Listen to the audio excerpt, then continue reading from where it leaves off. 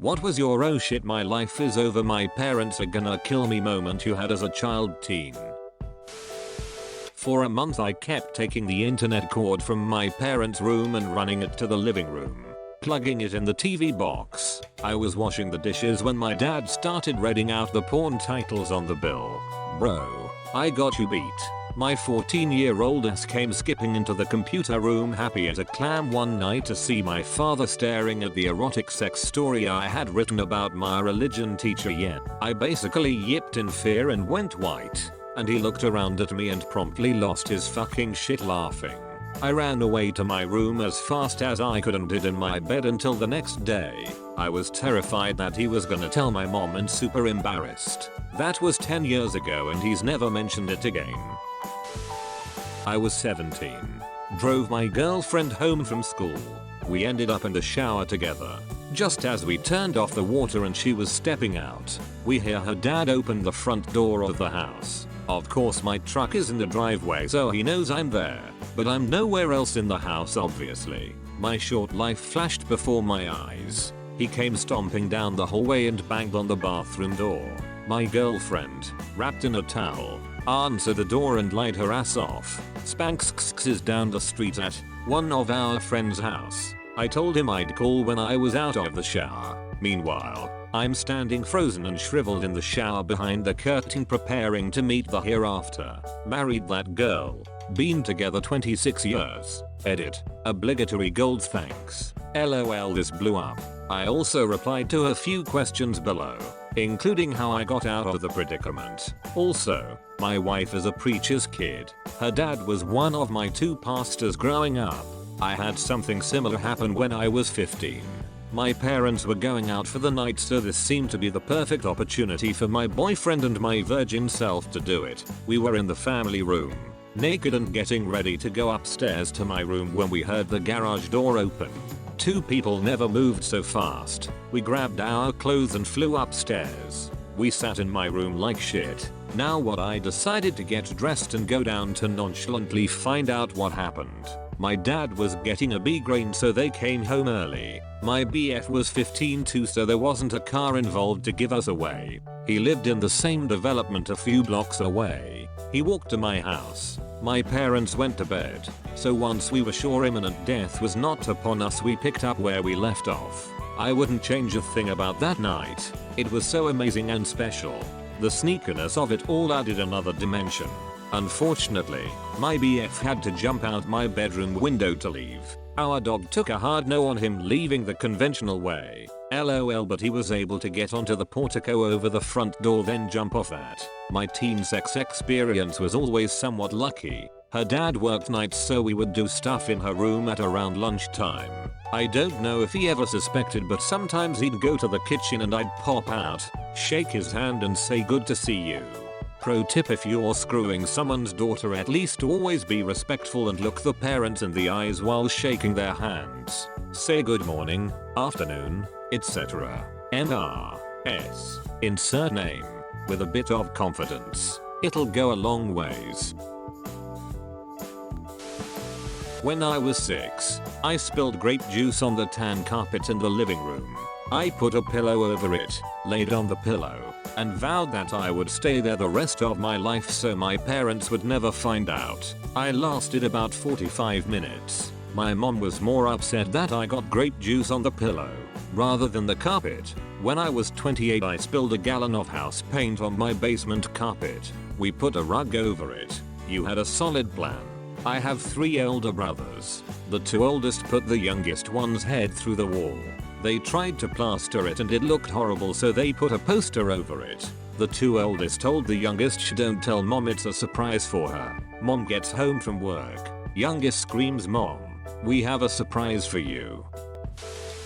Was looking up hentai titties when I was around 12. I'd seen my fair share of FBI has charged you with pornography, pay the court a fine and serve your sentence viruses and knew what to expect. One day I was doing my usual rounds around Pornhub but decided to go down a rabbit hole of increasingly off the wall hentai out of dumb tween curiosity. I clicked on a video and suddenly I got redirected to a white page with a picture of handcuffs to the side. I clicked on tabs and tabs that all said this account has been blocked. The text on the page itself was grammatically correct and said stuff about how child pornography, pay and bestiality are serious crimes and stuff like that. Immediately I panicked because this looked legit, even though what I was looking at wasn't either of those, just general weird shit. I closed the internet, reopened Google and got the same page. I shut down the computer, unplugged it, and started having a panic attack all through the house. I was alone.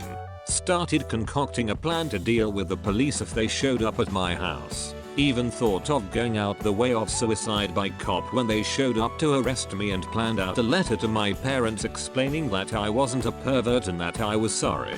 Looked out the window every day for the police to show up. They never did. Used computer again and it was fine. Nothing happened at all. Have concluded that I got duped by a damn good virus. I browse very responsibly now. When I was younger I would search for things like girls kissing and French kiss on YouTube. Every now and again this dude would pop up in a video saying something like "You've been caught, you pervert," and I would shit myself every time. I was sure he was reporting me to my mom. When I was 11 I wanted s'mores and I was home alone. I went out back and made what I thought was a safe little fire surrounded by rocks. Wrong. Ultimately, the embers caught some leaves under my parents' deck on fire and I watched in abject horror as their house went up in the biggest motherfucking flames I'd ever seen. They were loving and supportive after finding out I was alive, but certainly less than thrilled at my idiocy. AskRedit. Always have fucking homeowners insurance, folks, if you own a home. Especially with kids. Particularly with accident prone ones. And no, this was the last catastrophe I caused. Shinobi AskRedit. Thanks for the silver. I was also on Judge Judy a number of years later. Dad was less than pleased about that too, but that's a tale for another time. LOL, if I was you I would have made sure I died in that fire so I don't face my parents. I was sitting in my back garden with my best friend, and we'd recently acquired an air rifle. So obviously we started shooting it at things in an increasingly destructive manner. Because we were 11, we shook up and banged out a can of Coke and then laughed as it went nuts, spraying its contents everywhere. Then we got a can of deodorant and it was even more ridiculous because it basically went bang but in a relatively harmless way. Then we got a can of shoe polish. Turns out shoe polish is a little bit flammable. A little bit more flammable than you might expect. The explosion set fire to my stepdad's shed. The can itself went straight up like a surface-to-air missile.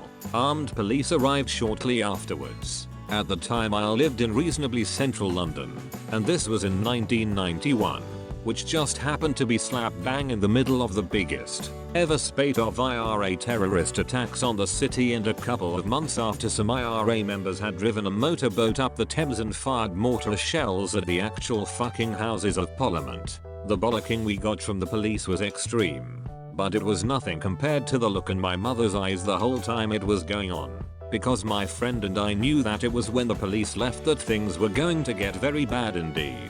The sense of apprehension, even worse than a riot cop carrying a rifle screaming in our faces about how stupid we were. It was horrifying. We were doomed. And so it came to pass. She went absolutely fucking mental. My mother is a mild-mannered person, but not that day. Not that day. It still terrifies me to think of it almost 30 years later. I think I was 4 or 5. There was a rock quarry gravel pit about a mile from my home that my parents didn't want me going to because a bunch of unseemly youths hung out there. So of course this is where my flying experiment took place. I tied 4 kites to my bike and thought if I rode fast enough and then took my bike off the steepest bank of the quarry, the kites would lift me off and I'd glide to the bottom. Probably lucky for me, but the strings of the kite wound into the bike spokes and completely locked it, throwing me so I slid all the way down the edge of the gravel pit rather than make a measured jump. Scraped up to my elbows and from my knees down. All I could think on that painful walk home dragging my busted bike full of kites was how my mom was going to kill me. Suffice to say, when your 5-year-old walks in looking like the finale of Carrie, you don't immediately jump to punishment. Edit. Am girl. Also, my parents are and have always been fantastic, not neglectful. This happened almost 25 years ago in a very nice suburb. This was pretty much the only off-limits zone my parents had for me, which I mean, moth to the flame. When I was bored and threw a tiny firecracker into the toilet. The problem is it was one of those wall-mounted toilets, so the bottom was relatively thin. The first few haven't exploded. The fuse just burned up and that's it. The third one I missed, so it landed on the edge of the toilet. Those few seconds were enough for the second part of the fuse to start, and as it fell in I was expecting it to create a sizable splash, so I got out of the bathroom. As soon as it exploded I felt something wasn't right. I opened the door, and lo and behold, the bottom was totally wrecked, wall and ceiling covered with a mixture of water and gunpowder. My mom was at work and I had about 2-3 more hours to fix it. I called my grandpa, since we were very close, and told him what I did and asked him if he would fix it. Of course, fixing a ceramic toilet is not that simple, so we went to a Home Depot style shop to buy a new one. The first one we got wouldn't fit, so we had to go back again for another one. We got there 15 minutes before closing, exchanged them, removed the broken one, mounted the new one, and I quickly cleaned the bathroom. My mum, who I live with, still has no idea that ever happened. Grandpa told grandma that the drain pipe was leaking, so he came to fix it. My mum, of course, noticed the smell of the ceramics glue, but I told her I accidentally spilled hand sanitizer. We moved out of there. Nobody has ever noticed it, hopefully they never will. I keep away from firecrackers and my grandpa and I have a new, pretty expensive secret. Parents were away for the weekend. I took my dad's keys and took it for a small drive. I was never allowed to drive unsupervised, didn't have a license or anything. Was a thrill. I came back, parked, left the keys in the same drawer he left them in.